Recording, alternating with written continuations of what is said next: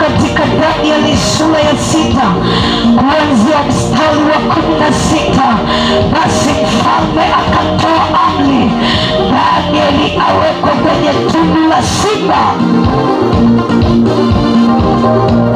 Yani mfalme akatoa amri Danieli awekwe kwenye tundu la simba.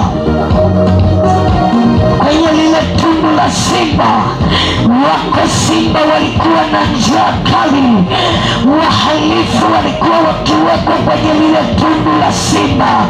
Hivyo amri ilitoka kutoka kwa mfalme ya kwamba huyo mtu awekwe kwenye tundu la simba ili kwamba apate adhabu, na adhabu ni kuliwa na wale simba. Ninataka kusema nini usiku wa leo? Nataka kusema nawe unanisikiliza wakati huu, yako matundu mengi mbalimbali katika ulimwengu wa roho yasiyoonekana kwa macho ya nyama. Yako matundu mbalimbali katika ulimwengu wa roho yasiyoonekana katika macho ya nyama. Yako matundu ya makaburi, wako watu wamewekwa kwenye hayo matundu.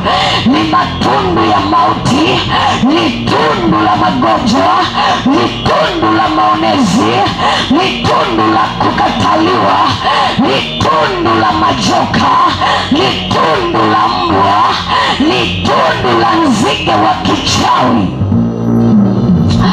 Adui anaweza akatoa agizo ya kwamba hiyo familia yote lazima iwekwe kwenye tundu la magonjwa. Yani kuna roho za magonjwa, hivyo mkabaki kubadilishana magonjwa. Watesi wanaweza kutoa amri ya kwamba huyo mwanamke awekwe kwenye tundu la majoka. Unakuwa unaota vile majoka